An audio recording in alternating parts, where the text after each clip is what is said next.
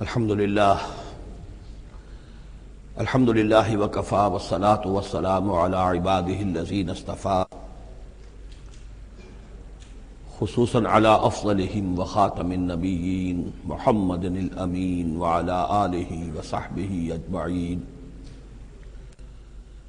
اما بعد فقد قال اللہ تبارک وتعالی کما ورد فی سورۃ الحجر اعوذ باللہ من الشیطان الرجیم بسم اللہ الرحمن الرحیم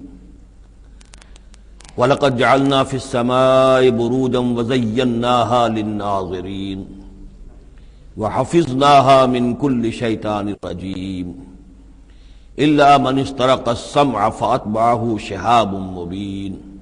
صدق اللہ العظیم۔ رب اشرح لي صدری ويسر لي أمری واحلل عقدۃ من لسانی یفقهوا قولی۔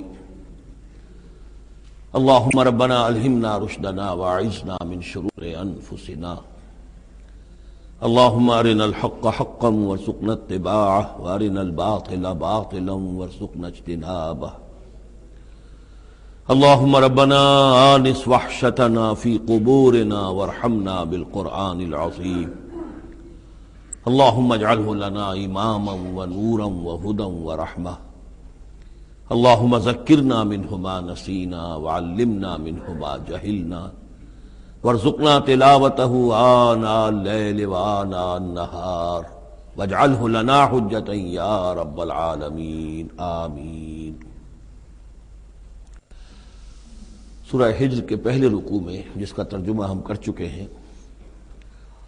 دو مرتبہ قرآن حکیم کے لیے لفظ آیا ہے الذکر، اس کی طرف خصوصی توجہ کی ضرورت ہے۔ ایک تو یہ کہ خود اللہ تعالیٰ نے فرمایا انا نحن نزلنا الذکر وانا لہ لحافظون، ہم نے ہی یہ ذکر، یہ قرآن نازل کیا ہے اور ہم ہی اس کے محافظ ہیں۔ اور ایک مرتبہ آیا ہے کہ جو آپ کے مخالفین تھے اور جو استہزاء کر رہے تھے، انہوں نے مذاق اڑاتے ہوئے کہا یا ایھا الذی نزل علیہ الذکر انک لمجنون، اے وہ شخص کہ جس کا گمان ہے ذکر نازل ہوا ہے، ہم تو سمجھتے ہیں کہ تمہارا دماغی توازن ٹھیک نہیں رہا، یا یہ کہ تم پر کسی آسیب کا سایہ آ گیا ہے۔ یہ مجنون کی وضاحت بھی سمجھ لیجئے، مجنون جن سے بھی بنا ہے۔ جن کہتے ہیں عربی زبان میں مخفی شے کو، اس لیے جنین کہلاتا ہے وہ بچہ جو ابھی رحم مادر میں ہے، جو نظر نہیں آتا، چھپا ہوا ہے، معلوم تو ہے کہ بچہ ہے، پیٹ میں ہے، لیکن یہ کہ جنین ہے، وہ ابھی وہ چھپا ہوا ہے۔ اسی سے لفظ جنت بنا ہے۔ جنت جو ہے زمین کا وہ ٹکڑا ہے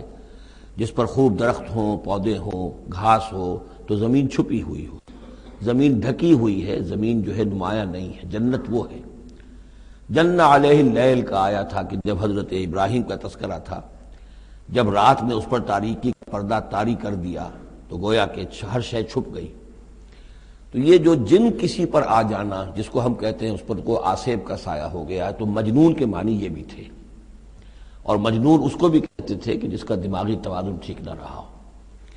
اور یہ بات خاص طور پر نوٹ کرنے کی ہے کہ یہ بات اصل میں حضور کے بارے میں بالکل ابتدائی دور میں کہی گئی تھی، اور اس کے کہنے والوں میں وہ لوگ بھی تھے کہ جو معاندانہ انداز میں نہیں بلکہ ہمدردانہ انداز میں کہہ رہے تھے۔ یعنی بالکل شروع میں جب حضور نے دعویٰ کیا نبوت کا اور فرمایا کہ اس طرح میں تھا وہاں غار حرا میں، اور وہاں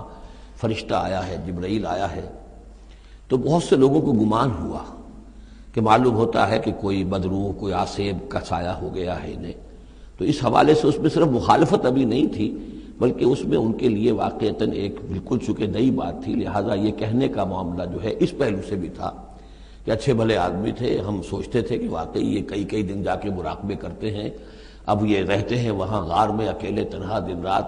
تو کہیں کچھ ہو نہ جائے تو معلوم ہوتا کچھ ہو گیا ہے، تو کوئی نہ کوئی جنون عارضہ ہو گیا ہے یا جن کا سایہ ہو گیا ہے۔ تو اس لفظ کو بھی سمجھ لیجئے، اور جو بتانا تھا وہ یہ ہے کہ سورہ نون جو کہ بالکل ابتدائی دور میں نازل ہوئی ہے، جس کا نام سورہ قلم بھی ہے، 29ویں پارے کی دوسری سورت، اس میں بھی یہی بات جو ہے کہی گئی ہے۔ اسی کے حوالے سے میں آپ کو بتا رہا ہوں کہ یہ سورہ مبارکہ جو ہے بالکل ابتدائی دور کی صورتوں میں سے ہے، اسی مشابہت کی وجہ سے۔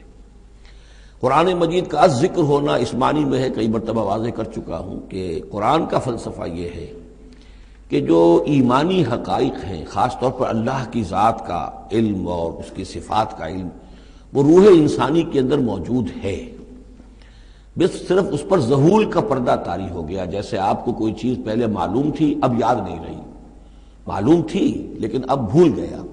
بھولنے کا مطلب کیا ہے کہ وہ آپ کی یادداشت کے ذخیرے میں کہیں نیچے اتر گئی ہے۔ وہ حافظ خانہ جو ہے، ہر انسان کی میموری جو ہے،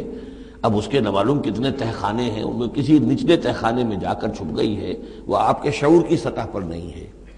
تو کوئی چیز جس کا اس سے تعلق ہو، وہ اگر سامنے آئے گی تو فوراً وہ چیز یاد آ جائے گی۔ ایک دوست سے سالہ سال ہو گئے ملاقات نہیں ہوئی، کبھی خیال بھی نہیں آیا، بھول گئے آپ اس کو، لیکن اچانک کبھی اس نے کوئی رومال آپ کو دیا تھا، کوئی قلم دیا تھا، آپ نے ٹرنک میں رکھا ہوا تھا، ٹرنک کھولا، وہ قلم یا رومال دکھائی دیا، فوراً دوست یاد آ گیا۔ تو یہ قلم یا یہ رومال جو ہے، یہ آیت ہے، یہ نشانی ہے، اس نشانی سے آپ کو ایک بھولی بسری بات یاد آ گئی۔ اسی طرح یہ آیات آفاقیہ، آیات انفسیہ، آیات قرآنیہ، یہ آیات ہیں، نشانیاں ہیں یاد دلانے کے لیے، تاکہ اللہ یاد آ جائے۔ حقیقت میں اللہ تعالیٰ کا علم اور اللہ کی معرفت سوئی ہوئی ڈورمنٹ پوزیشن میں، ڈورمنٹ کنڈیشن میں ہماری روح میں موجود ہے۔ تو الذکر، دی ریممبرنس یا دی ریمائنڈنگ، یہ اصل میں وہ چیزیں کہ جو روح انسانی کے اندر موجود ہیں، لیکن جن پر ظہور کے اور نسیان کے پردے پڑ گئے ہیں، ان پردوں کو ہٹا کر تازہ کرنا۔ وَلَقَدْ جَعَلْنَا فِي السَّمَاءِ بُرُوجًا، اور ہم نے آسمان میں برج بنائے۔ یہ بھی ابھی ہم نہیں کہہ سکتے کہ ان کی اصل حقیقت کیا ہے، یہ بھی آیات متشابہات میں سے شمار ہوں گے۔ وَزَيَّنَّاهَا لِلنَّاظِرِينَ، اور ہم نے اسے مزین کر دیا ہے آسمان کو اور برجوں کو دیکھنے والوں کے لیے، جو بھی ستارے نظر آتے ہیں، کیا رنگا رنگ نقشہ آسمان پر نظر آتا ہے۔ وَحَفِظْنَاهَا مِنْ كُلِّ شَيْطَانٍ رَجِيمٍ، البتہ اب یہ وہ بات ہے جو ایمان بالغیب کے حوالے سے ہمیں ماننی ہوگی کہ ان ستاروں کا ایک کام یہ بھی ہے کہ اللہ تعالیٰ نے ان کو گویا کہ پہرے کی جگہیں بنایا ہے، ہم نے حفاظت کی ہے ان کی ہر شیطان رجیم سے۔ جو بھی شیطان مردود ہے اس کی طرف سے حفاظت کا یہ سارا سامان ہے کہ جو آسمانوں میں کیا گیا ہے۔ اب اس کے لیے آج میں چاہتا ہوں کہ وہ بات آپ سمجھ لیں اچھی طرح، کہ جیسے آپ آگے آ بھی جائے گا کہ انسانوں کی تخلیق جو ہے وہ تو یوں سمجھیے اس کائنات کے تخلیق کے اعتبار سے بڑی ریسنٹ شے ہے، بڑی ماضی قریب کی بات ہے۔ انسانوں سے بہت پہلے جنات پیدا کیے گئے تھے، جنات سے بہت پہلے ملائکہ پیدا کیے گئے تھے، اور انسانوں کی ارواح بھی اسی دور میں پیدا کی گئیں جبکہ یہ ملائکہ پیدا کیے گئے تھے۔ تو جتنی مخلوقات کو ہم جانتے ہیں، بہت سی مخلوقات اب بھی ایسی ہوگی کہ جس کا ہمیں کوئی شعور نہیں، ادراک نہیں، ہم جانتے ہی نہیں۔ جیسے ابھی ہمیں ریسنٹلی معلوم ہوا وائرس بھی کسی بلا کا نام ہے، اس سے کچھ پہلے ہمیں معلوم ہوا بیکٹیریا بھی کسی چیز کو کہتے ہیں، ورنہ یہ کہ ان چیزوں کا کوئی علم ہمیں نہیں تھا۔ ابھی پتہ نہیں اور کیا کیا چیزیں ہیں کہ جو ظہور میں آنے والی ہیں، لیکن جو چیزیں بھی آج تک ہم جانتے ہیں ان میں یوں سمجھیے کہ جن ہستیوں میں خود شعوری ہے، سیلف کانشسنس، وہ تین مخلوقات ہیں صرف، ملائکہ، جنات اور انسان۔ باقی جو حیوانات ہیں زمین کے اوپر، چاہے وہ بر کے ہیں یا بحر کے ہیں یا ہوا کے ہیں، فضا کے ہیں، پرندے ہوں یا زمین پر چلنے والے خشکی کے جانور ہوں یا دریا میں اور سمندر کے اندر جو بھی حیوانات ہیں، مچھلیاں ہیں یا اور جاندار ہیں، ان سب میں شعور تو ہے، خود شعوری نہیں ہے۔ البتہ یہ کہ ترتیب یہی ہے کہ پہلے جنات پیدا کیے گئے اور وہ چونکہ آگ سے پیدا کیے گئے تھے، تو ان کے اندر پوٹینشل جو قوت ہے وہ ہم انسانوں کے مقابلے میں بہت زیادہ ہے، اور ان کی رسائی اس کائنات میں بہت دور تک ہے۔ بس میرا یہ گمان ہے، باقی چیزیں تو میں خاص وثوق سے کہہ رہا ہوں، لیکن میرا گمان یہ ہے کہ جو سولر سسٹم ہے، چونکہ ہماری اس پوری جو ہماری یہ فیملی ہے، یہ خاندان ہے، جو یہ سولر سسٹم ہے، سورج کا کنبہ کہلاتا ہے، تو اس کا جو منبع سرچشمہ ہے وہ سورج ہے، اور معلوم ہوتا ہے کہ اسی کی آگ سے اور اسی کی لپٹ سے اور جنات کی تخلیق ہوئی ہے۔ تو یہ جنات، سولر سسٹم پورا کا پورا جو ہے وہ جنات کے دائرے میں داخل ہے، وہ اس میں آ جا سکتے ہیں۔ اس کے لیے انہیں کسی راکٹ کی ضرورت نہیں، کسی مشین کی ضرورت نہیں، کسی ذرائع کی ضرورت نہیں، بلکہ اس کی استعداد ان کے اندر موجود ہے۔ یہ پھر اپنی اس استعداد سے فائدہ اٹھا کر اس سے آگے جب ملائکہ کے ذریعے سے کچھ احکام اترتے ہیں، آسمان سے اللہ تعالیٰ کی کوئی تدبیر ہے، ملائکہ کے حوالے کیے گئے ہیں، تو یہ پھر ان سے کچھ چیزیں اچکنے کی کوشش کرتے ہیں، تاکہ وہ جا کر انسانوں میں سے جو وہ عامل لوگ ہیں، کاہن لوگ ہیں، ان کو جا کے ان کو کچھ بتا دیں کہ اب یہ ہونے والا ہے، اس لیے کہ ملائے اعلیٰ میں فیصلہ ہو گیا، اللہ تعالیٰ کے ہاں ایک چیز کی تدبیر جو ہے وہ طے ہو گئی، اب اللہ تعالیٰ نے فرشتوں کے حوالے کیا ایگزیکیوشن کے لیے۔ ایسے ہی ہے جیسے کہ پریزیڈنٹ ہاؤس سے تو ایک حکم جو ہے وہ جاری ہو گیا، اب اس کا اجرا ہوا ہے، اب کوئی ٹائپ کرے گا، ٹائپ کر کے اسے ڈسپیچ کرے گا، وہ پھر کسی جگہ پر پہنچے گا، پہنچتے پہنچتے وقت لگے گا۔ اگر وہ جو ٹائپسٹ ہے جس نے ٹائپ کیا ہے وہ ٹیلی فون کرتے کہ صاحب اب یہ حکم آنے والا ہے، وہ تو آ جائے گا، تو ظاہر بات ہے وہ حکم تو پہنچ گیا اس کو، اور اس کے حوالے سے وہ جس شخص کو اس نے یہ خبر دے دی ہے وہ اپنی دکان چمکا سکتا ہے کہ دیکھیے مجھے پہلے سے معلوم تھا کہ یہ حکم آنے والا ہے۔ تو اس کائناتی حکومت کے اندر یہ سلسلہ ہے جس کے لیے کہ پھر اللہ تعالیٰ نے اس سولر سسٹم سے آگے کی جو بھی یونیورس ہے اس میں، یہ میرا گمان ہے جو میں عرض کر رہا ہوں اللہ عالم، اس میں جنات کو آگے بڑھنے سے روکنے کے لیے ان ستاروں کے اندر وہ میزائلز نصب کر رکھے ہیں کہ جب بھی کوئی جنات میں سے ادھر آگے ٹریس پاس کرنے کی کوشش کرتا ہے تو اس پر وہ میزائل پھینکا جاتا ہے جس کو ہم شہاب ثاقب کہتے ہیں۔ یہ ہے پورا نظام کہ جو یہاں ہمارے سامنے آ رہا ہے۔ تو اس کی یہ حقیقت بہت حد تک تو یوں سمجھیے کہ ایمان بالغیب، کل من عند ربنا، ہمارے رب کی طرف سے ہے، ہم اس پر ایمان رکھتے ہیں، لیکن اب کسی نہ کسی حد تک یہ چیزیں جو ہے، جو بھی ہماری سائنٹیفک اب جو ارتقاء ہو رہا ہے، ترقی ہو رہی ہے، اس کے ساتھ کسی نہ کسی درجے میں کوریبوریشن ہو جاتی ہے۔ وَحَفِظْنَاهَا مِنْ كُلِّ شَيْطَانٍ رَجِيمٍ، اور ہم نے حفاظت کر لی ہے ان آسمانوں کی ان شیاطین سے کہ جو مردود ہیں، إِلَّا مَنِ اسْتَرَقَ السَّمْعَ، سوائے اس کے کہ جو کوئی چرا کے لے بھاگا، مطلب یہ کہ فرشتہ نازل ہو رہا ہے اور فرشتے کے ساتھ احکام بھی ہیں، چونکہ یہ وہ نوری ہے، یہ ناری ہے، نور اور نار کے درمیان فاصلہ بہت تھوڑا ہے، بہت قرب ہے، لہذا اس کی بدولت اسی وجہ سے یہ جن تھا جو تھا عزازیل، لیکن فرشتوں کے ساتھ اس کا اٹھنا بیٹھنا تھا، انہی میں شامل تھا، اسی لیے ان کی جو آپس میں جو ان کا قرب ہے اس کی وجہ سے فرشتوں سے کوئی اچک لیتے ہیں۔ الا من استرق السمع، اگر کسی نے کوئی چیز سن لی اور سن کر وہ بھاگا، فاتبعہ شہاب مبین، تو اس کے پیچھے اس کا پیچھا کرتا ہے ایک انگارہ چمکتا ہوا۔ یہ مثائلز ہیں کہ جو اللہ تعالیٰ نے نصب کیے ہوئے ہیں۔ والارض مددناہا، اور زمین کو ہم نے پھیلا دیا جیسے بستر پھیلایا جاتا ہے، والقینا فیہا رواسیا، اور اس میں ہم نے لنگر ڈال دیے۔ یہ پہاڑ جو ہے قرآن مجید بار بار کہتا ہے کہ زمین کا جو سٹیبلائزنگ ایفیکٹ ہے ان پہاڑوں کا زمین کی حرکت کے دوران۔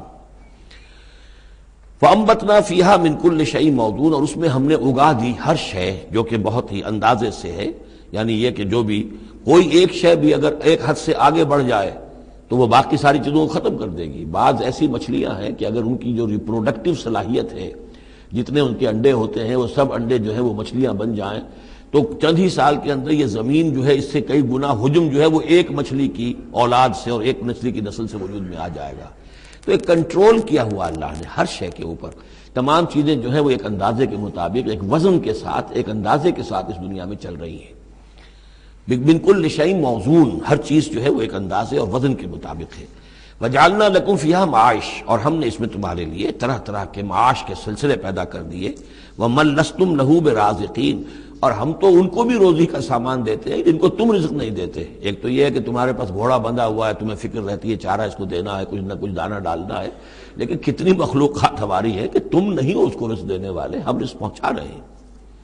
وَإِن مِّن شَيْءٍ إِلَّا عِندَنَا خَزَائِنُهُ، اور نہیں ہے کوئی شے مگر یہ کہ ہمارے پاس تو اس کے خزائن ہیں، لا متناہی،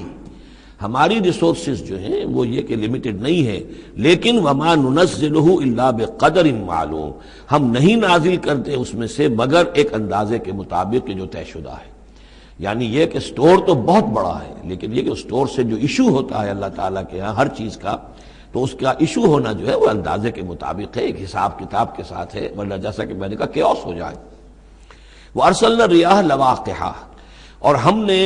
بھیج دی ہوائیں، ہم بھیج دیتے ہیں ہوائیں جو بوجھل ہوتی ہیں یا بوجھل کرنے والی ہوتی ہیں۔ لواقعہ کا مفہوم پہلے تو یہ سمجھا جاتا تھا کہ چونکہ وہ بادلوں کو لے کر آتی ہے اس اعتبار سے،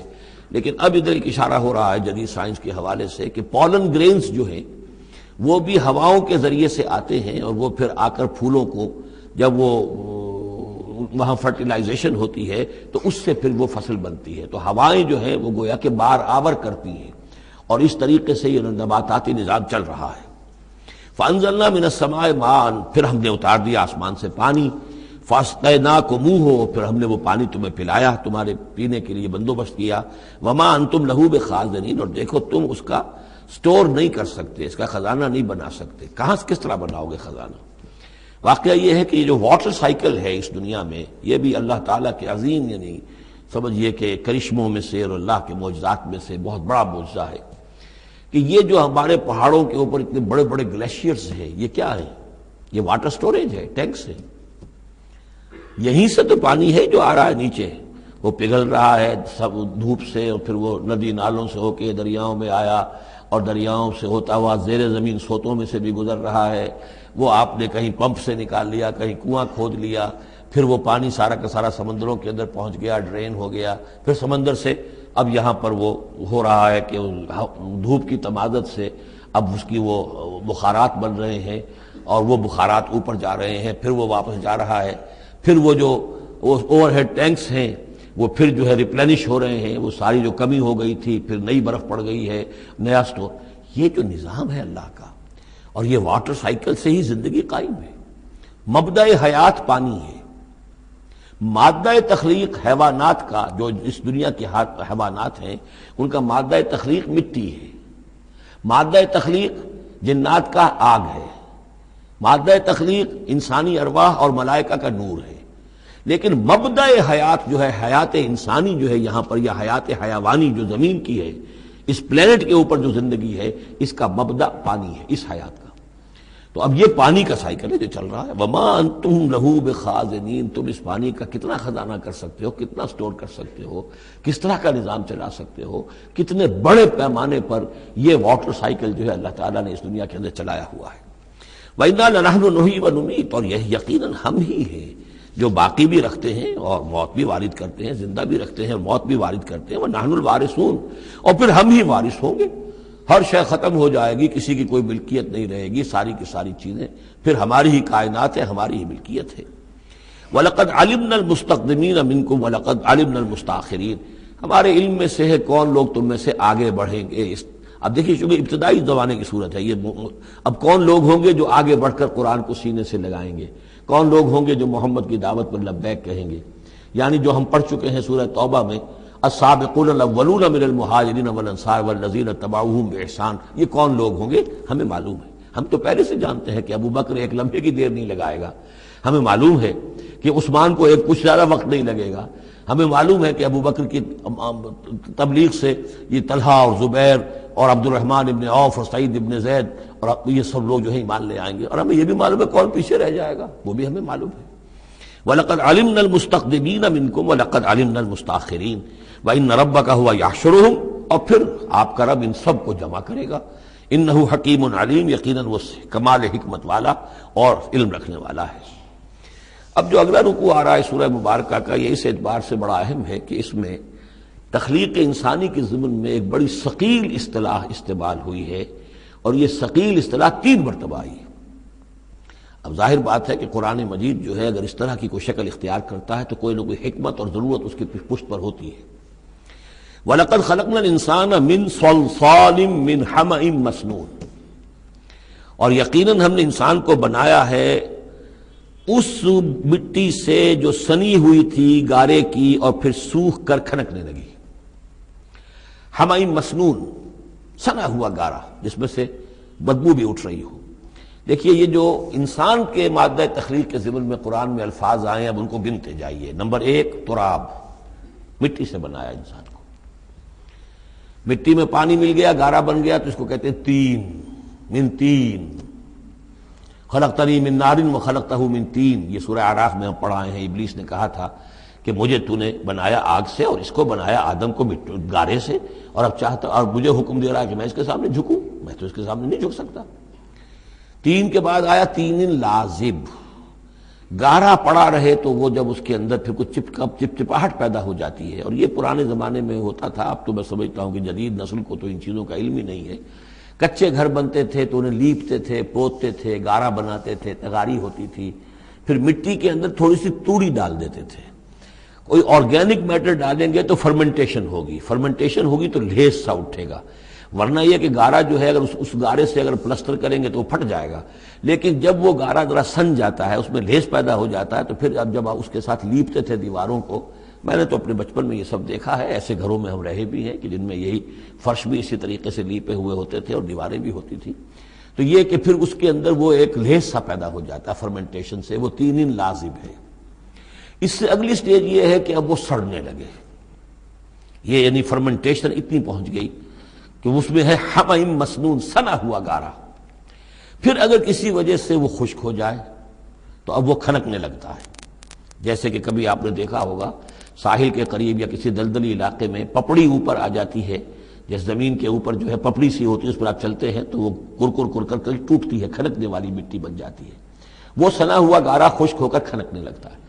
یہ سٹیجز ہیں ان مادہ تخلیق کی کہ جو آدم یا انسان کی تخلیق کے ضمن میں قرآن میں آئے۔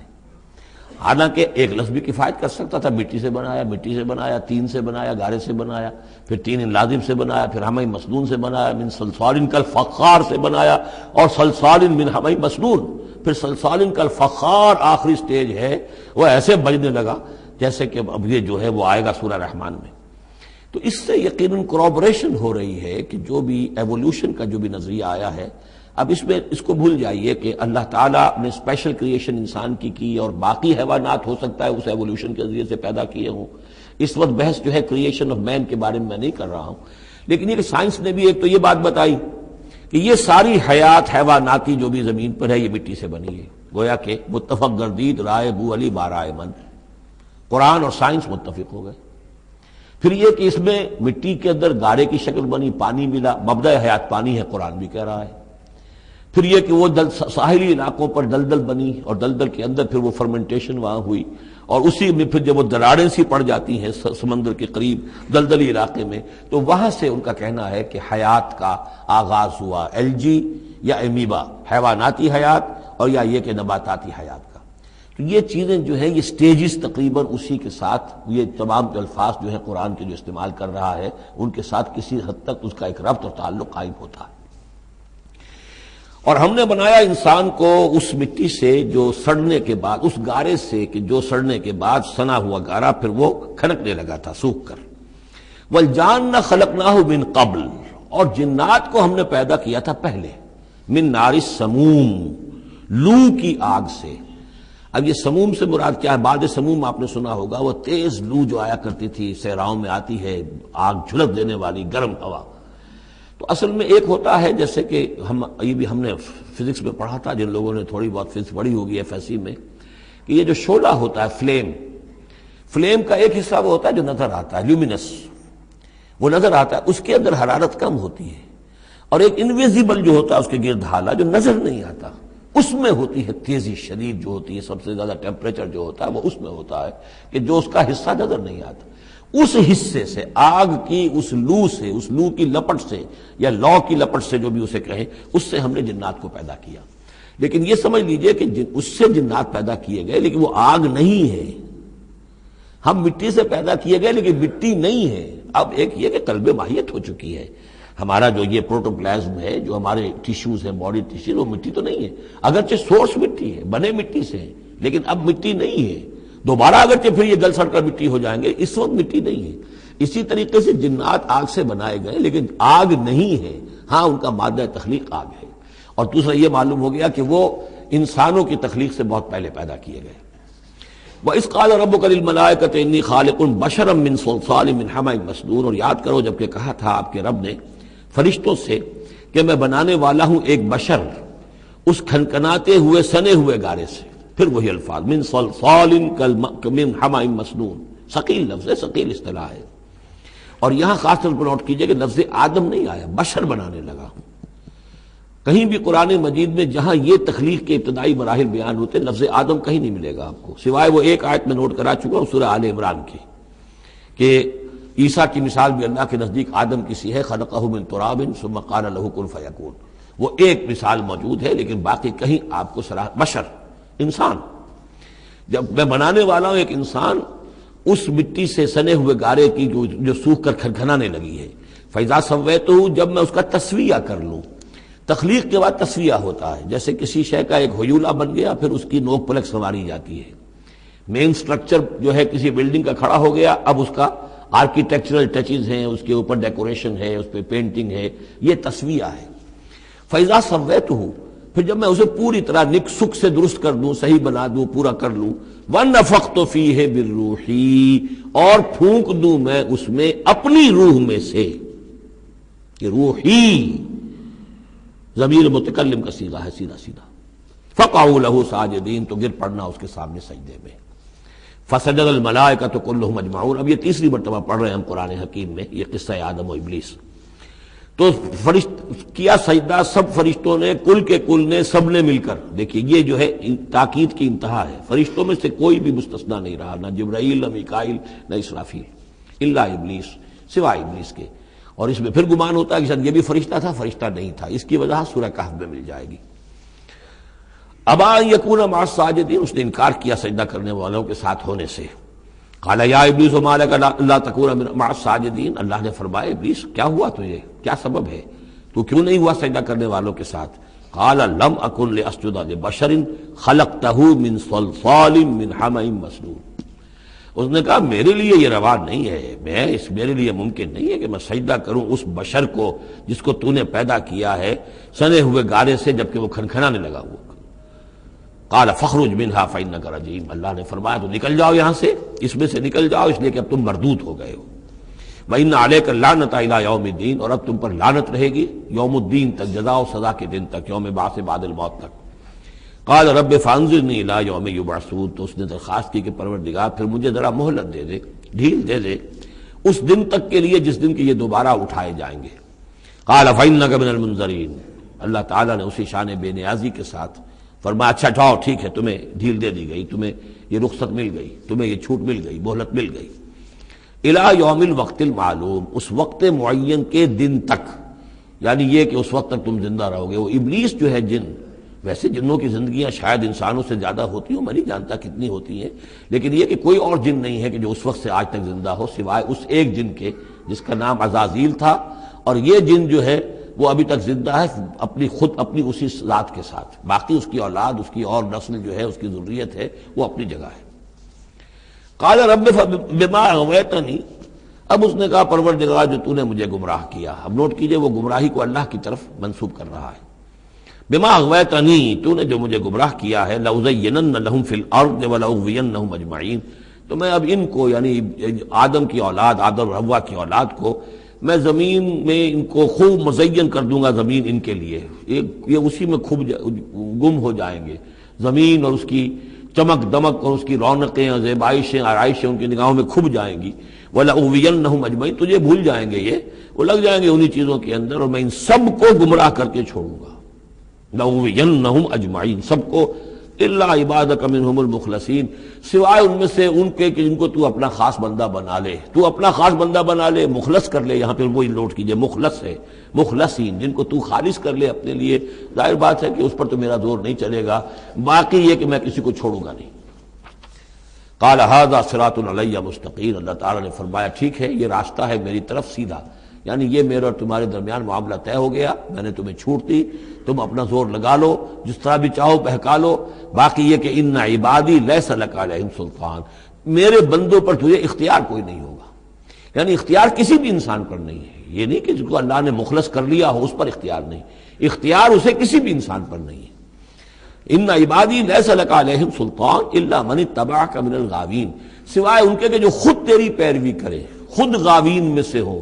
خود ان کے اندر غوا ہو، خود ان کے اندر سرکشی ہو، خود وہ جو ہے وہ اپنی نفس پرستی کی طرف مائل ہو، وہ تو تیری پیروی کریں گے، ان کو تو جدھر چاہے لے جا، جس کھائی میں چاہے لے جا کے ان کو پھینک دے، اور جس جہنم کی جس وادی میں چاہے ان کو گرا دے، مجھے اس سے دلچسپی نہیں، لیکن یہ کہ میرے کسی بندے پر تجھے اختیار حاصل نہیں ہوگا۔ وَإِنَّ جَهَنَّمَ لَمَوْعِدُهُمْ أَجْمَعِينَ، اور پھر جہنم ہی ان سب کا ٹھکانہ ہوگا، سب کا جو بھی تیری پیروی کریں گے۔ لہا سبعۃ ابواب، اس جہنم کے 7 دروازے ہیں، لِكُلِّ بَابٍ مِّنْهُمْ جُزْءٌ مَقْسُوم، اور ہر ان میں سے ہر دروازے کے لیے ہم نے ایک اس کا نصیب مقرر کر رکھا ہے کہ اتنے جن اتنے انسان اس سے جائیں گے، ہو سکتا ہے کہ وہ بڑے بڑے کبیرہ گناہوں کے حوالے سے کہ یہ لوگ جو ہے جو ان گناہوں میں ملوث ہوں گے وہ اس دروازے سے جائیں گے، جو ان گناہوں میں ملوث ہوں گے وہ اس سے جائیں گے، واللہ اعلم۔ ان المتقین فی جنات وعیون، اب وہی سائملٹینیس کنٹراسٹ کہ جب جہنم والوں کا تذکرہ ہوا تو متقین کا بھی، اور جو اہل تقوی ہوں گے فی جنات وعیون، وہ ہوں گے جنتوں میں، باغات میں اور چشموں میں، ادخلوها بسلام آمنین، ان سے کہا جائے گا داخل ہو جاؤ ان باغات میں پورے امن کے ساتھ، کوئی خوف نہیں، کوئی اندیشہ نہیں۔ وَنَزَعْنَا مَا فِي صُدُورِهِم مِّن غِلٍّ، یہ مضمون پہلے بھی آ چکا ہے، اور ہم نکال دیں گے ان کے دلوں میں سے جو کچھ قدورت ہوگی، اہل ایمان کی آپس میں کوئی شکوہ، کوئی شکایت، کسی سے کوئی تکدر ہو، کوئی غل ہو، وہ ہم نکال دیں گے۔ عَلَىٰ سُرُرٍ مُتَقَابِلِينَ، وہ بیٹھے ہوئے ہوں گے تختوں کے اوپر ایک دوسرے کے آمنے سامنے۔ جب کسی سے ناراضگی ہو تو آدمی آنکھیں چار نہیں کرتا بلکہ نظر چڑا جاتا ہے، لیکن جب کوئی ایسی بات نہیں، دل صاف ہے، تو آمنے سامنے بیٹھ کے باتیں کریں گے، سینگ آئی ٹو آئی۔ متقابلین لا یمسہم فیہا نصب، انہیں نہیں پہنچے گی اس میں نہ تو کوئی تکان، وما ہم منہا بمخرجین، نہ پھر وہ اب اس سے نکالے جائیں گے۔ جب اہل جنت میں داخل ہونے کے بعد کسی کا وہاں سے نکلنے کا امکان نہیں۔ نبئ عبادی، اے نبی میرے بندوں کو بتا دیجئے، انی انا الغفور الرحیم، کہ میں یقیناً غفور ہوں، رحیم ہوں۔ میری اصل شان تو یہ ہے، لیکن وان عذابی هو العذاب العلیم، میری ایک دوسری شان بھی ہے، اور وہ یہ ہے کہ میرا عذاب تو وہ بھی بہت دردناک عذاب ہے۔ لہذا کوئی آدمی جو ہے وہ نڈر نہ ہو جائے، نچنت نہ ہو جائے، وہ میری مغفرت کی امید بھی رکھے، میری رحمت سے آس بھی لگائے رکھے، لیکن یہ کہ میرے عذاب سے ڈرتا بھی رہے۔ بین الخوف والرجاء، یہ کیفیت رہنی چاہیے۔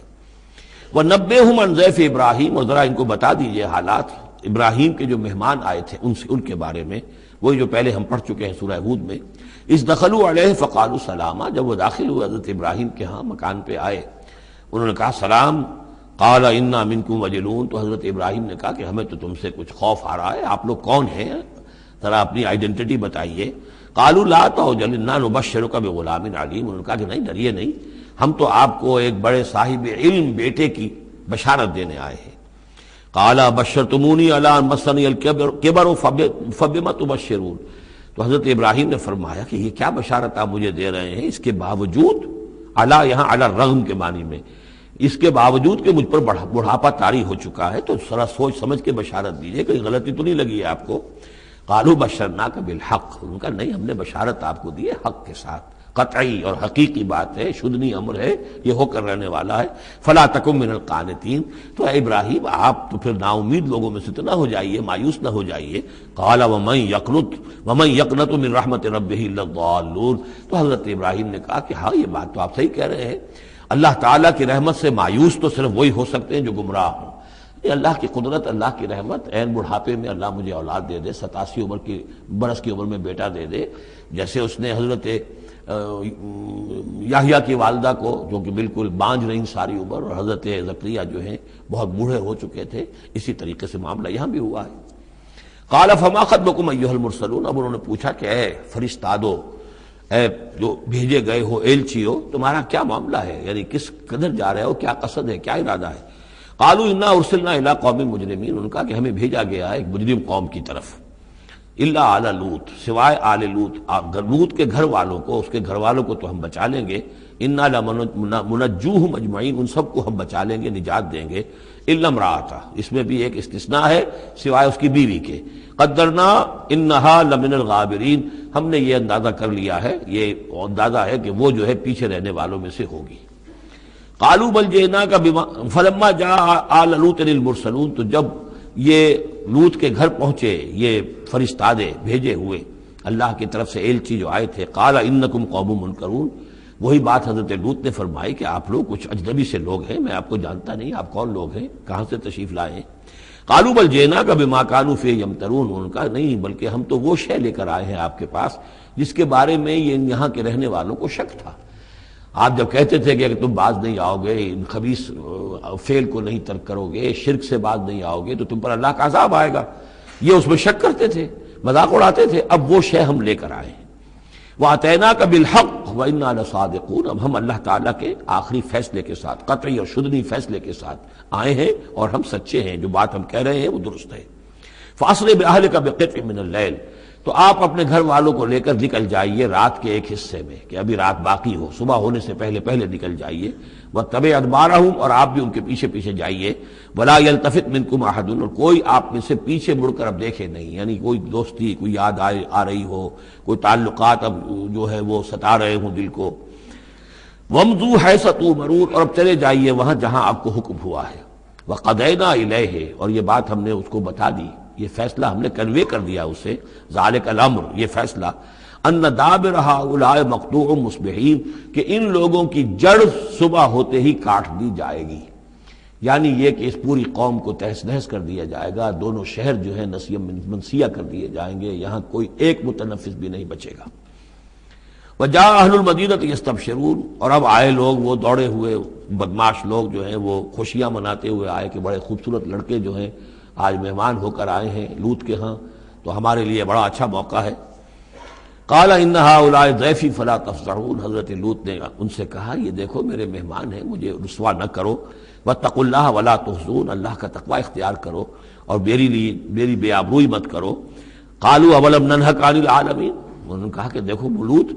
ہم نے تمہیں تمام جہانوں والوں سے روکا ہوا نہیں ہے کہ تم ٹھیکہ مت لو کسی کا، ہم جس کے ساتھ جو چاہیں کریں، تم کون ہوتے بیچ میں آنے والے، تم کو ٹھیکیدار بن گئے ہو پوری دنیا کے۔ اولم ننہک، کہ ہم نے منع کیا تمہیں، نہیں کیا تمہیں کہ تمام جہان والوں کی حمایت میں نہ کھڑے ہو جایا کرو۔ قال ہؤلاء بناتی ان کنتم فاعلین، ان کا یہ میری بیٹیاں حاضر ہیں، اگر تمہیں کچھ کرنا ہی ہے تو یہ کہ ظاہر اللہ تعالیٰ نے تمہارے لیے جو جوڑے بنائے ہیں تو وہ تو عورتیں ہیں، تو وہ ہے، میں عرض کر چکا ہوں، اس سے مراد یہ بھی لی گئی ہے کہ میری قوم کی جو یہ بیٹیاں ہیں تمہارے گھروں میں پڑی ہیں جن کو تم نے چھوڑا ہوا ہے، اصل میں تو تمہارے لیے اللہ تعالیٰ نے وہ فطری راستہ بنایا تھا، یا یہ کہ انہوں نے اتمام حجت کے لیے، جس کو کہتے ہیں پنجابی میں برے کو گھر پہنچانا، یا آخری بات بھی کہی ہو کہ میں ایسا ہی اگر کوئی معاملہ ہے تو کوئی دو بڑے سردار جو ہیں انہیں کہا ہو کہ میں اپنی بیٹیوں کا نکاح تم سے کیے دیتا ہوں، تمہیں اگر کوئی اس طرح کی کوئی حاجت ہے،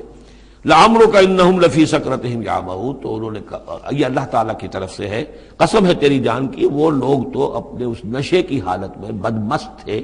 اور بالکل اندھے ہو گئے تھے، عین میم ہے والا ہے، یہ دل کے اندھے ہو چکے تھے۔ فاخذتہم الصیحۃ مشرقین، تو پھر انہیں آ پکڑا ایک چنگھاڑ نے، اجالا ہونے کے وقت، مشرق، یہ مشرق نہیں ہے مشرق ہے، مشرق ہے اجالے کی جگہ، صبح جہاں سے نکلتی ہے وہ مشرق ہے، شرق کے معنی جو ہے اصل میں وہ روشنی ہے، تو اسی سے یہ مشرقین، صبح ہونے کا وقت، سورج نکلتے وقت جب اجالے کا وقت ہوا تو ان کو ایک چنگھاڑ نے آ پکڑا، فجعلنا عالیہا سافلہا، تو ہم نے اس کے اوپر والے حصے کو نچلا بنا دیا، یعنی تل پٹ کر دیا، وہ گری، پوری بستی جو ہے وہ اٹھا کر پٹک دی گئی کہ چھتیں نیچے اور اس کی جو بنیادیں تھیں وہ اوپر۔ وَأَمْطَرْنَا عَلَيْهِمْ حِجَارَةً مِّن سِجِّيلٍ، اور پھر ہم نے ان پر بارش برسائی، سجیل، مٹی کے کنکروں کی بارش۔ ان فی ذلک لآیات للمتوسمین، یقیناً اس میں نشانیاں ہیں ان لوگوں کے لیے جو حق کے متلاشی ہوتے ہیں۔ یہ جو اسم کا لفظ ہے الف سین میم، اور الف جو ہے اس میں ادھر حقیقت جو اصل اس کا حروف اصلیہ میں سے نہیں ہے، سین میم ہے اصل، یہ ہوتے علامت، اسم کے معنی بھی علامت ہے، یہ میرا نام ہے، یہ آپ کا نام ہے، یہ علامت ہے کہ جس سے میرے نام سے آپ پہچانتے ہیں۔ تو جو لوگ علامتوں سے، متوسم باب تفاعل بن جائے گا، جو علامتوں سے حقیقت کو پہچاننا چاہیں، جو آیات آفاقیہ، آیات تاریخیہ، آیات انفسیہ، آیات قرآنیہ سے حقیقت کو جاننا چاہیں، ان فی ذلک لآیات للمتوسمین وَإِنَّهَا لَبِسَبِیلٍ مُقِیم، اور وہ جو بستیاں تھیں وہ سیدھی راہ پر واقع ہوئی تھیں، یعنی یہ سیدھا راستہ تھا جو یمن سے جاتا تھا فلسطین تک، میڈیٹرینین کے ساحل تک، اور یہ سیدھا راستہ تھا کیروان روٹ، مشرق و مغرب کے درمیان یہی لنک تھا، سویز کینال تھی نہیں، اور ابھی یہ راستہ جو تھا round the Cape of Good Hope, یہ تو کہیں جا کر 1498 میں واسکو ڈی گاما نے تلاش کیا ہے، تو یہ راستہ معلوم ہی نہیں تھا، سویز کینال تھی نہیں، تو ساری جو مشرق اور مغرب کی ٹریڈ ہوتی تھی وہ یہ تھی کہ ہندوستان اور چین اور یہ جاوا، ملایا وغیرہ جو ہیں، یہ ہند چینی کے جتنے یہ سب سامان آتا تھا یمن کے ساحل پر، یورپ کے سارے ممالک کا سامان آ جاتا تھا شام کے ساحل پر، فلسطین کے ساحل پر، اب ان دو کے درمیان یہ قافلے چلتے تھے، یہ کیروانز تھے کہ جو ان جہاں سے لے کر سامان ادھر، ادھر کا سامان ادھر، تو یہ راستہ ہے امام مقیم، سبیل المقیم اس کو کہا گیا، سیدھا راستہ، سیدھی شاہراہ، اسی پر یہ اصحاب ہجر کے بھی مسکن تھے، اسی پر پھر یہ اصحاب مدین کے بھی تھے، اور یہ بستیاں بھی اسی راستے پر واقع ہوئی تھیں۔ ان فی ذلک لآیۃ للمؤمنین، یقیناً اس میں نشانی ہے اہل ایمان کے لیے، وان کان اصحاب الایکۃ لظالمین، اسی طریقے سے جو بن والے تھے مدین والے وہ بھی بہت ظالم تھے، یہ ایکا کا لفظ بھی ان کے لیے آیا ہے، یہ مدین والے۔ فانتقمنا منہ، یہاں پہ صرف تذکرہ ہو رہا ہے، یہاں تذکرہ آپ نے دیکھا کہ صرف حضرت لوط علیہ السلام کا ہوا ہے اس انباء الرسل کے انداز میں، باقی حضرت ابراہیم کا تذکرہ ہو گیا ہے وہ وہی ہے قصص النبیین کے انداز میں، باقی یہاں پر جو تذکرے ہو رہے ہیں یہ بھی صرف ذکر ہے، یہ انباء الرسل کا ذکر ہے کہ جیسے حضرت شعیب، لیکن شعیب کا نام نہیں یہاں آیا بلکہ یہ کہ صرف یہ کہ مدین والے، فانتقمنا منہم، ان سے بھی ہم نے انتقام لیا، وَإِنَّهُمَا لَبِإِمَامٍ مُبِينٍ، اور یقیناً وہ بھی، یہ دونوں جو بستیاں ہیں کھلے راستے پر واقع ہوئی ہیں، وہی راستہ جو میں نے ابھی آپ کو بتایا ہے۔ وَلَقَدْ كَذَّبَ أَصْحَابُ الْحِجْرِ الْمُرْسَلِينَ، اصحاب الحجر یہ قوم سمود کا دوسرا نام ہے، وہ علاقہ جو ہے جہاں یہ قوم سمود آباد تھی اس کو علاقے کو حجر بھی کہتے ہیں، جیسے کہ وہ علاقہ جہاں قوم عاد آباد تھی اسے احقاف کہتے ہیں، اس علاقے کا نام احقاف تھا، قوم کا نام عاد تھا، جو رسول بھیجے گئے وہ ہود تھے۔ اس علاقے کا نام حجر ہے، قوم کا نام سمود ہے، جو رسول بھیجے گئے وہ حضرت صالح تھے علیہ الصلوۃ والسلام۔ وَلَقَدْ كَذَّبَ أَصْحَابُ الْحِجْرِ الْمُرْسَلِينَ، اسی طرح حجر والوں لوگوں نے بھی، اس علاقے کے لوگوں نے بھی جھٹلایا بھیجے ہوں کو، رسولوں کو، ان میں سے بہت سے نبی ہوں گے، پھر بعد میں اللہ نے آخری جو ہے حضرت صالح علیہ السلام کو بھیجا رسول کی حیثیت سے۔ وَآتَيْنَاهُمْ آیَاتِنَا، انہیں ہم نے اپنی آیات دیں، ان کو تو خاص طور پر جو ہے وہ اتنی حصی نشانی دکھائی گئی، ایک وہ جو اونٹنی کا معاملہ، حضرت صالح کی اونٹنی کا معجزہ، فَكَانُوا عَنْهَا مُعْرِضِينَ، لیکن وہ ان سے منہ ہی پھیرتے رہے، اعراض ہی کرتے رہے۔ وَكَانُوا يَنْحِتُونَ مِنَ الْجِبَالِ بُيُوتًا آمِنِينَ، اور وہ پہاڑوں کو تراش کر اپنے لیے بڑے امن والے گھر بناتے تھے، یہ گھر آج بھی موجود ہیں، میں خود بھی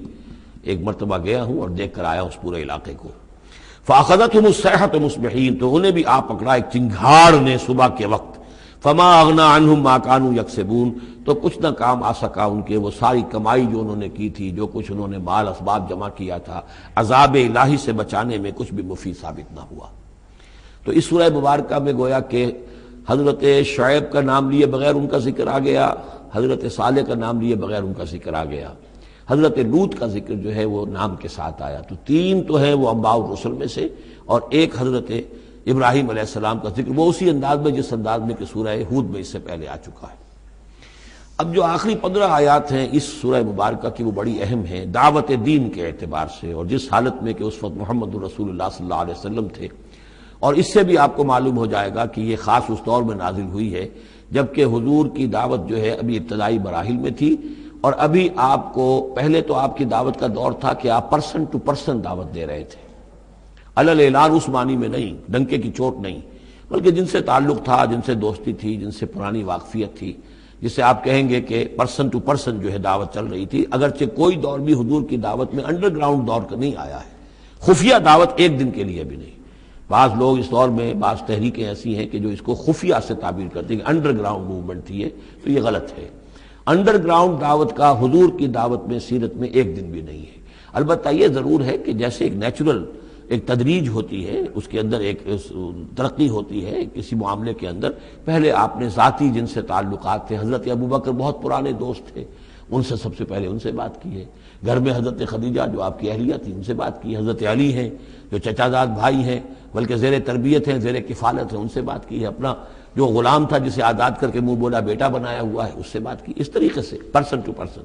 لیکن پھر یہ کہ تقریباً 3 سال کے بعد پھر آپ کو حکم ہوا کہ اب آپ ڈنکے کی چوٹ علل اعلان دعوت شروع، وہ آیت اس صورت مبارک میں آ رہی ہے۔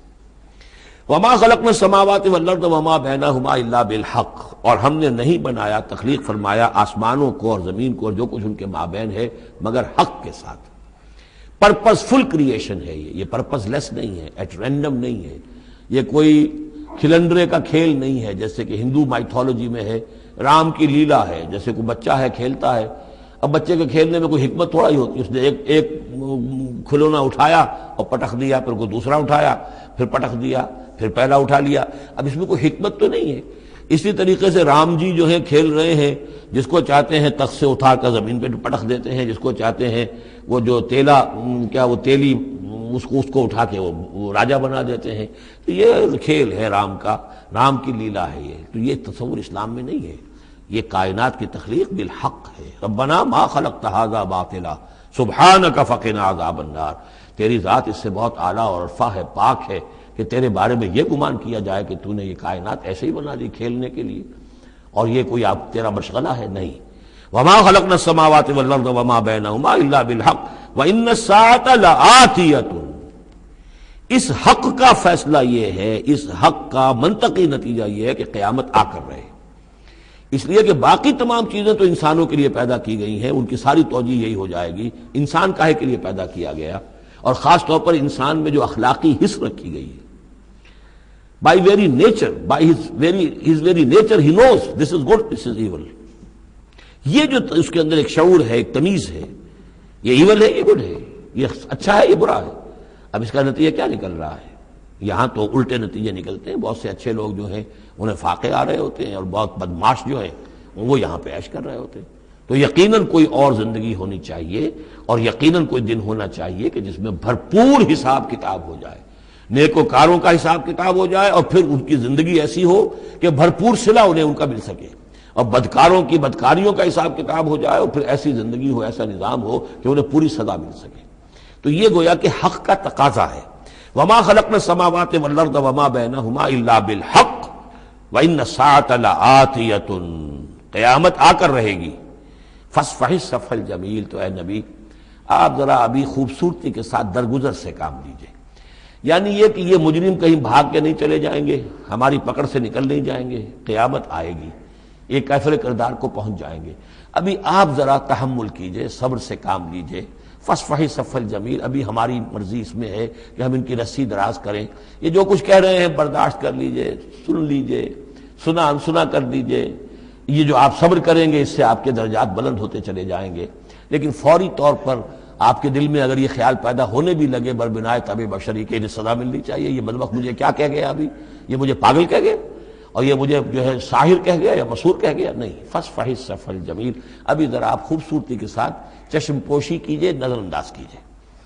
ان ربک هو الخلاق العلیم. یقیناً آپ کا رب جو ہے وہ وہی ہے جو پیدا کرنے والا ہے، خلاق ہے، اور ظاہر بات ہے جس نے پیدا کیا ہے وہ جانتا بھی ہے. سورہ ملک میں ہم پڑھیں گے الا یعلم من خلق وهو اللطیف الخبیر. کیا اسی کے علم میں نہیں ہوگا جس نے پیدا کیا ہے؟ وہ تو جانتا ہر شے کو. اب یہ گھڑی جس نے بنائی ہے اسے تو معلوم ہے اس میں کون کون سا پرزہ ہے، کہاں کہاں ہے، اس کے اپنے ہاتھ کا اس کے اندر جو ہے ٹکایا گیا ہے. میں واقف نہیں ہوں اس کے اندر کیا کچھ ہے، لیکن گھڑی کا بنانے والا تو جانتا ہے. الا یعلم من خلق. کیا وہی نہ جانے گا جس نے پیدا کیا؟ وهو الخلاق العلیم. وہ تو خلاق اور علیم ہے. وَلَقَدْ آتَيْنَاكَ سَبْعًا مِنَ الْمَثَانِي. دل جوئی کے لیے حضور سے فرمایا، اور ہم نے آپ کو دی ہیں وہ 7 آیتیں جو آپ کا وظیفہ ہیں. دوہرا دوہرا کر پڑھتے رہا کیجئے، دوہرا دوہرا کر پڑھتے رہا کیجئے. اس پر تقریباً اجماع ہے امت کا کہ اس سے مراد ہے سورہ فاتحہ. 7 آیتیں جو بار بار پڑھی جاتی ہیں. اب آپ دیکھیے کہ ہر شخص جو نماز پڑھتا ہے دن میں کتنی مرتبہ سورہ فاتحہ پڑھ رہا ہے، ہر نماز میں کتنی مرتبہ پڑھ رہا ہے. دوہرا دوہرا کر یہ جو ہے، جیسا کہ ہم نے جب سورہ فاتحہ پڑھ رہے تھے، من لم یقرأ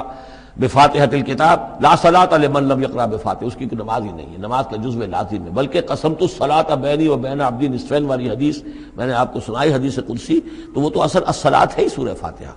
والقرآن العظیم. اور یہی بڑا قرآن ہے.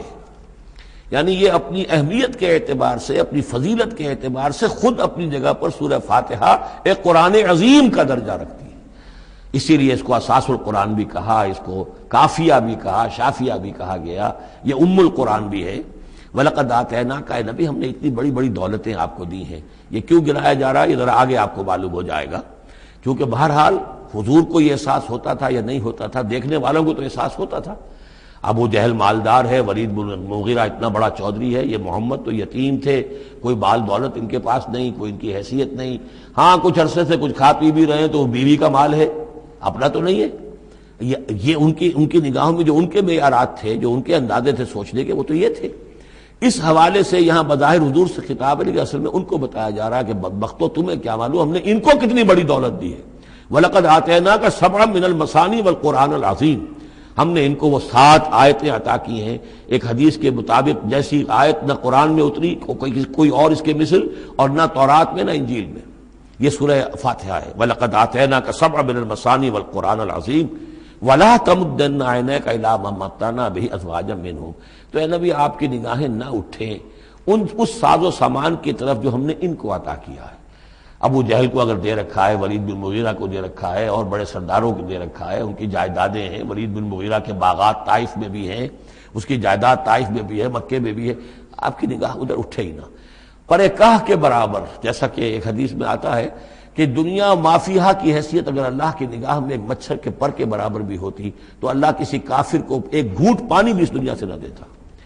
جو اللہ کا ماننے والا اور جاننے والا، اللہ کو جاننے والا ہو تو اس کی نگاہ میں تو پھر اس دنیا و مافیہا کی وہی وقت ہونی چاہیے، وہ متاثر نہ ہو یہاں کی چمک دمک سے، آپ کی نگاہ اٹھے ہی نہ۔ لا تمدن عینیک الی ما متعنا بہ ازواجا منہم، ان کو جو ہم نے دے رکھا ہے ساز و سامان اور زیبائش اور آرائش جو ہے، آپ کی نگاہیں ادھر نہ اٹھے۔ ولا تحزن علیہم، اور اب دیکھیے ان کے اوپر جو بھی اب عذاب آئے گا یا جس عذاب کے مستحق ہو رہے ہیں آپ اس پر غم بھی نہ کھائیے۔ ٹھیک ہے یہ آپ کا کنبہ ہے، قبیلہ ہے، اب ابو لہب آپ کا چچا بھی ہے، لیکن یہ کہ اب غم نہ کیجئے آپ۔ وَاخْفِضْ جَنَاحَكَ لِلْمُؤْمِنِينَ، اور آپ اپنے کندھوں اور بازوؤں کو ذرا جھکا کر رکھیے اہل ایمان کے لیے۔ یہ ہمارے فقراء جب آتے ہیں، یہ جو غلام طبقے سے جو لوگ آئے ہیں، یہ لوگ جو گرے پڑے طبقات سے تعلق رکھتے ہیں، جب یہ آپ کے پاس آئیں تو آپ ان کا استقبال کیجئے۔ فَقُلْ سَلَامٌ عَلَيْكُمْ كَتَبَ رَبُّكُمْ عَلَىٰ نَفْسِهِ الرَّحْمَةَ، تو اس انداز میں ان کا استقبال کیجئے، ان کے سامنے تواضع کیجئے، ان کے سامنے اپنے کندھوں کو جھکائیے۔ وَاخْفِضْ جَنَاحَكَ لِلْمُؤْمِنِينَ، یہی مضمون ایک مرتبہ پھر سورہ طٰہٰ کے اندر آئے گا۔ وَاخْفِضْ جَنَاحَكَ لِمَنِ اتَّبَعَكَ مِنَ الْمُؤْمِنِينَ، اہل ایمان یہ جو آپ کی پیروی کر رہے ہیں آپ اپنے ذرا کندھے ان کے سامنے جھکا کر رکھیے۔ یا یہ حکم دیا گیا ہے اولاد کو والدین کے بارے میں، اگلی صورت میں آ جائے گا سورہ بنی اسرائیل میں، کہ ان کے لیے اپنے کندھوں کو اپنے بازوؤں کو ذرا جھکا کر رکھا کرو، والدین کے سامنے تن کر نہ کھڑے ہو کہ کندھے جو ہیں اٹھے ہوئے ہیں، بلکہ کندھے ذرا دبا کر۔ وَاخْفِضْ جَنَاحَكَ لِلْمُؤْمِنِينَ وَقُلْ إِنِّي أَنَا النَّذِيرُ الْمُبِينُ، اور کہہ دیجئے کہ میں تو صرف خبردار کرنے والا ہوں، کھلم کھلا خبردار کرنے والا، میری اس کے سوا کوئی ذمہ داری نہیں ہے۔ كَمَا أَنزَلْنَا عَلَى الْمُقْتَسِمِينَ، جیسے کہ ہم نے نازل کیا ہے ان پر کہ جنہوں نے تقسیم کر لیا ہے، الذین جعلوا القرآن عضین، قرآن کو انہوں نے بوٹلیاں بنا لیا ہے، اس کو توڑ کے ٹکڑے کر دیا ہے۔ اب اس کے اندر دو رائے ہیں، ایک تو یہ کہ اس قرآن سے مراد یہی قرآن ہے، اور مذاق اڑایا کرتے تھے لوگ، یہ جو بھی تھے ابو جہل اور اس کے ساتھی، بھائی فلاں سورت تو میری ہے، وہ تمہیں لے جاؤں گا، وہ فلاں سورت جو محمد کہتا ہے وہ تم لے جانا، وغیرہ وغیرہ، آپس میں وہ تقسیم کرتے تھے ہنسی مذاق میں۔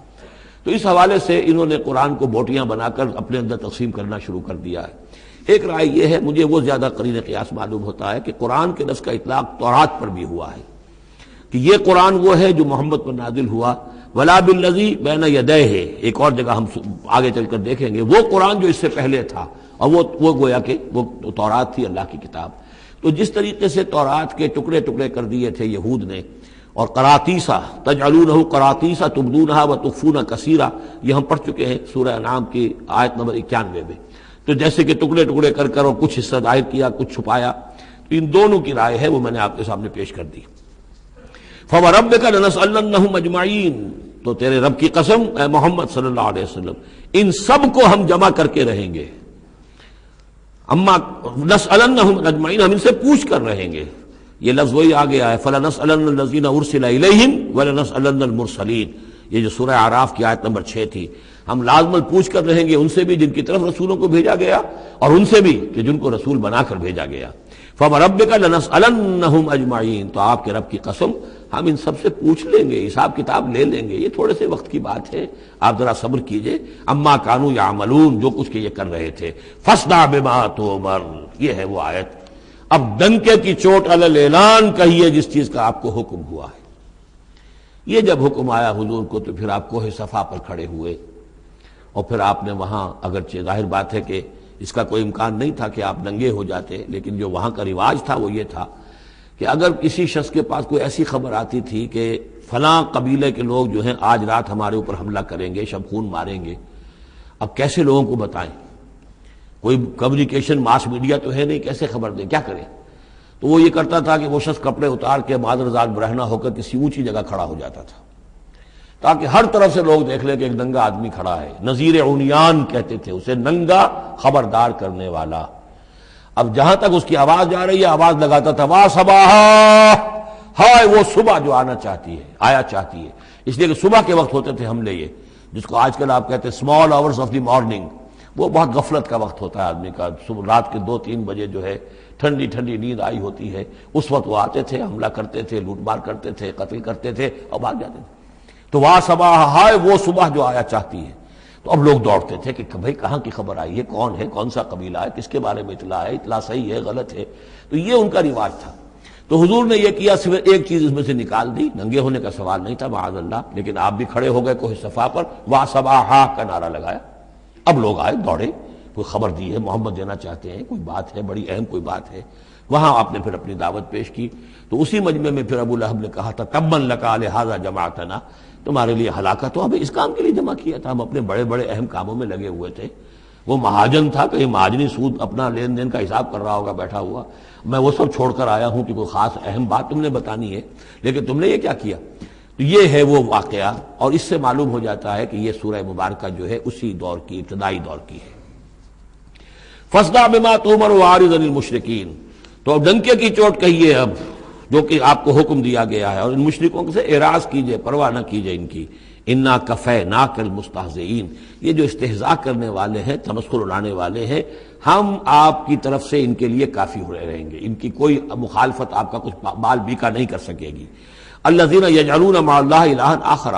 جو اللہ کے ساتھ ساتھ اور بھی الہ گھڑے بیٹھے ہوئے ہیں، فسوف یعلمون، تو ان قریب انہیں معلوم ہو جائے گا کہ اصل حقیقت کیا ہے اور وہ کس طرح کی گمراہیوں میں پڑے ہوئے تھے۔ اب وہ آیت آ گئی جس کا کئی مرتبہ میں حوالہ دے چکا ہوں، اور سورہ انعام میں خاص طور پر وَلَقَدْ نَعْلَمُ، اے نبی ہمیں خوب معلوم ہے، اَنَّكَ يَضِيقُ صَدْرُكَ بِمَا يَقُولُونَ، کہ جو کچھ یہ لوگ کہہ رہے ہیں اس سے آپ کا سینہ بھجتا ہے۔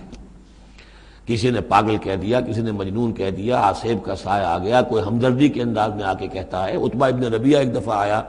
کیونکہ وہ بزرگ تھا، خاندان کا معمر آدمی تھا، بھتیجے میرے بڑے تعلقات ہیں عاملوں سے بھی، کاہنوں سے بھی، واقعی اگر کوئی تم پر کوئی سایہ ہو گیا ہے، کوئی بری روح کوئی آ گئی ہے تو مجھے بتا دو، میں بلا کے لے آؤں گا، علاج کرا دوں گا تمہارا۔ اب کوئی کچھ کہہ رہا ہے، کوئی کچھ کہہ رہا ہے، کسی نے کہا شاعر ہے، کسی نے کہا کہ ایک انہوں نے غلام پکڑ کے رکھا ہوا ہے، عجمی غلام، اسے کمرے میں بند کیا ہوا اپنے گھر کے اندر، اور وہ عالم ہے بہت بڑا جو پورے پچھلی کتابوں کا جاننے والا، اس سے ڈکٹیشن لیتے ہیں اور پھر آ کر ہم پر دھونس جماتے ہیں کہ یہ اب وحی آئی ہے۔ تو یہ ساری باتیں سنتے تھے حضور صلی اللہ علیہ وسلم، تو آپ کو تکلیف پہنچتی تھی، کوفت ہوتی تھی۔ وَلَقَدْ نَعْلَمُ، اے نبی یہ نہ سمجھیے کہ ہمیں اندازہ نہیں ہے کہ آپ کو کوفت ہو رہی ہے، آپ کو تکلیف ہو رہی ہے، آپ کا سینہ بھیجتا ہے۔ وَلَقَدْ نَعْلَمُ أَنَّكَ يَضِيقُ صَدْرُكَ بِمَا يَقُولُونَ، کہ جو کچھ یہ لوگ کہہ رہے ہیں اس سے آپ کا سینہ بھیجتا ہے۔ فَسَبِّحْ بِحَمْدِ رَبِّكَ، بس اپنے رب کی حمد میں اور تسبیح میں لگے رہیے، تسبیح کیجئے اپنے رب کی حمد کے ساتھ، اسی سے آپ کے دل کو سکون ہوگا، اطمینان ہوگا، اسی سے یہ کہ آپ کے لیے استقامت اور صبر کے راستے جو ہیں وہ کھلتے چلے جائیں گے۔ وَقُم مِّنَ السَّاجِدِينَ، اور سجدہ کرنے والوں میں ہو جائیے، آپ سجدہ کیجئے، تسبیح کیجئے، حمد کیجئے، اپنے رب کے ساتھ تعلق مع اللہ ہے کہ جو ان تمام سختیوں کو آپ کے لیے آسان کر دے گا۔ جتنا اللہ سے اپنے اس قلبی اور ذہنی رشتے کو مضبوط سے مضبوط تر بنائیں گے، اتنی ہی یہ تمام چیزیں جو ہیں آپ پر ہلکی ہوتی چلی جائیں گی۔ وَاعْبُدْ رَبَّكَ حَتَّىٰ يَأْتِيَكَ الْيَقِينُ، اور اپنے رب کی بندگی میں، پرستش میں لگے رہیے یہاں تک کہ وہ یقینی بات آ جائے۔ اور وہ یقینی بات کیا ہے؟ جو یقینی شے ہے، شدنی ہے، موت، یعنی یہ کہ تا دم آخر دم فارغ مباش، اندری رہ میں تراش و میں خراش، آخری وقت تک اس بندگی میں اپنے لگے رہیے، جو بھی آخری موت جب تک آ جائے۔ یا موت سے مراد یہ بھی ہو سکتا ہے یقین سے، یقینی بات اللہ کی مدد آ جائے، اللہ کی طرف سے غلبہ حاصل ہو جائے اور اللہ تعالیٰ کی نصرت آ جائے، اللہ کا فیصلہ آ جائے، لیکن عام طور پر گمان یہی ہے کہ اس سے مراد موت ہے۔ وَاعْبُدْ رَبَّكَ حَتَّىٰ يَأْتِيَكَ الْيَقِينُ، اور اپنے رب کی بندگی اور پرستش میں لگے رہیے یہاں تک کہ وہ یقینی شے وقوع پذیر ہو جائے۔ بارک اللہ لی ولکم فی القرآن العظیم ونفعنی وإیاکم بالآیات والذکر الحکیم۔